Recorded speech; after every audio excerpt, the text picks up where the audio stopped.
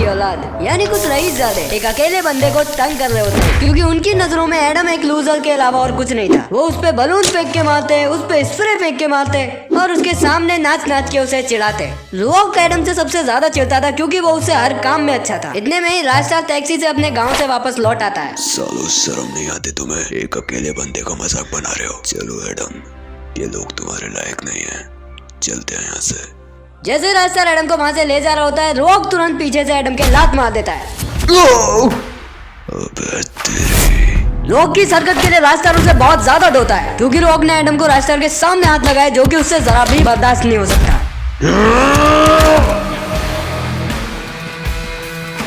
आखिरी मौका दे रहा हूँ तुझे। और इतना बोल के राजस्टार और एडम वहाँ से चले जाते हैं और रॉक के दोस्त उस पे चिल्ला चिल्ला के हंसने लगते हैं कि राजस्टार से पिट गया। अबे नूब, साले तू तो नूब निकला। सब वहाँ से चले जाते हैं, लेकिन रॉक वहाँ से नहीं जाता, क्योंकि उसे अब राजस्टार से अपना बदला लेना होता है। हाँ, किधर हो तुम लोग? आप पहुंच के बस मैं तुम्हारे पास आ रहा हूँ उस कमीने का फोटो लेके। और फिर रॉक राजस्टार का फोटो लेके उन क्रिमिनल्स के पास पहुंच जाता है। रॉक आया है राजस्टार को मरवाने के मकसद से उन क्रिमिनल्स को सुपारी देने, और उन क्रिमिनल्स का ये काम ही है दूसरों की सुपारी लेना।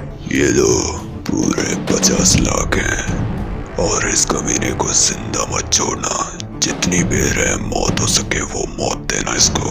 कहाँ ये? हाँ ठीक है, मैं पहुंच के कॉल करूंगा। राजस्टार को एक टूर्नामेंट के लिए बुलाया गया है, तो वो अपना टूर्नामेंट अटेंड करने के लिए वहाँ से जा रहा है। लेकिन वहीं वो सुपारी क्रिमिनल्स राजस्टार को देखते रहते हैं और उसे ऑब्जर्व करते हैं ये जा कहाँ रहा है। उसे बीच में ही दर दबोचने की सोचते हैं वो दोनों। अरे ये चाबी कहाँ गई? चलो चलते हैं। इतने में ही वो क्रिमिनल छुपते छुपाते राजस्टार के बिल्कुल पास पहुंच जाते हैं। अपना चाकू निकाल लेता है और राजस्टार की तरफ उसे मारने के लिए बढ़ने लगता है। तभी राजस्टार उसे देख लेता है और उसमें लात मार देता है, और तभी धोखेबाजी से पीछे से येलो क्रिमिनल अपना चाकू राजस्टार के मार देता है और उसे घायल कर देता है। साले पीछे से वार करते हो। राजस्टार के चाकू लगने के बाद भी उस क्रिमिनल से जरा भी नहीं डरता वो। उल्टा वो क्रिमिनल बौखला जाता है और फिर से राजस्टार पे चाकू से वार करने लगता है। राजस्टार दोनों क्रिमिनल्स को गिरा देता है जमीन, लेकिन रेड क्रिमिनल तुरंत राजस्टार की आंखों में धूल झोंक देता है।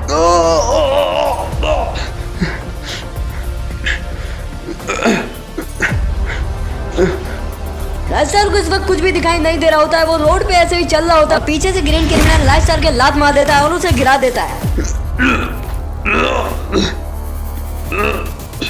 Congratulations, तुम मरने वाले हो। येलो क्रिमिनल राजस्टार को मारने ही वाला होता है। इतने ही एडम कमीना पे बाइक चला देता है और उसे जमीन पे गिरा देता है और उसका मास्क तक तोड़ देता है अपने टायर से। पहले राजस्टार ने एडम को बचाया और अब एडम ने राजस्टार को बचा लिया। जब जब दोनों में से कोई एक मुसीबत में होता है तो के लिए हमेशा हाजिर रहता है। राजस्टार फिर अपने साइड में एक चाकू पड़ा देखा है, जिसे वो तुरंत उठा के ग्रीन क्रिमिनल का गला काट और वो वहीं मर जाता है। फिर राजस्टार येलो क्रिमिनल की तरफ बढ़ता है और येलो क्रिमिनल उससे बचने के लिए भागता है। जिंदा रहना चाहता है तो बता, किसने भेजा है तुझे अब? उसके बाद येलो क्रिमिनल सब राजस्टार को सच सच बता देता है कि रॉक ने उसे मारने के लिए सुपारी दी होती है। मैंने तुम्हें सब कुछ बता दिया, अब तो जाने दो मुझे। बात तो सही है तेरी, सब कुछ तो बता दिया तूने। ठीक है फिर जा। कुछ टाइम बाद फिर पुलिस और एम्बुलेंस वहाँ पे आ जाती हैं और वहाँ पे येलो क्रिमिनल और रेड क्रिमिनल को बुरी तरह से मरा हुआ देखती हैं। थैंक यू ब्रो, मेरी जान बचाने के लिए। तुम नहीं होते तो शायद आज मैं जिंदा नहीं होता। मेरी वजह से तुमने अपनी बाइक का ये हाल करवा दिया। कोई बात नहीं।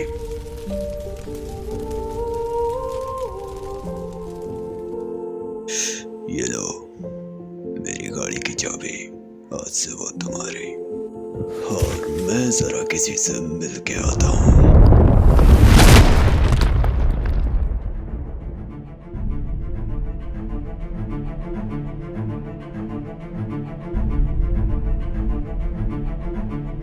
टीवी देख के बड़े मजे से अपने पांडा के साथ रॉक एनीमे के मजे ले रहा होता है। उसके पांडा को कुछ समझ आ तो नहीं रहा होता है, लेकिन फिर भी मजे ले रहा होता है वो। इधर राजस्टार भी फुल गुस्से में रॉक के घर पे पहुंच जाता है। आज इसे नहीं छोड़ूंगा। रास्टर इस वक्त पूरे गुस्से वाले मूड में रॉक के घर पे पहुंच जाता है, जहां रॉक मस्त मजे से एनीमे देख रहा होता है। ये ले, बहुत शौक है मेरे फोटो दूसरों में बांटने का। रॉक उसको छुड़ाने की कोशिश करता है और फिर रास्टर रॉक को जमीन पे फेंक के मार देता है।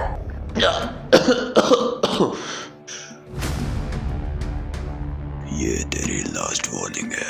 और इतना बोल के रास्टर वहां से निकल जाता है और फिर रॉक अपने बेसबॉल बैट को उठाता है और रास्टर को पीछे से मारता है, लेकिन अफसोस बैट टूट जाता है पर रास्टर को कुछ नहीं होता। चाहूं तो इसे अभी मौत के घाट उतार सकता हूँ, पर छोड़ो। रास्टर वहां से बिना कुछ कहे चला जाता है।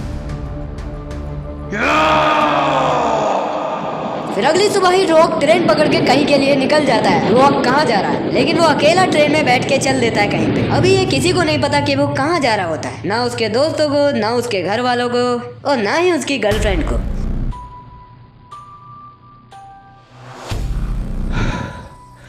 साला गर्मी कितनी है। फाइनली रॉक अपनी जान पे खेल के वहां पहुंच चुका है।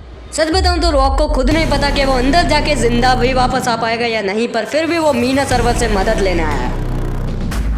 अब तो गए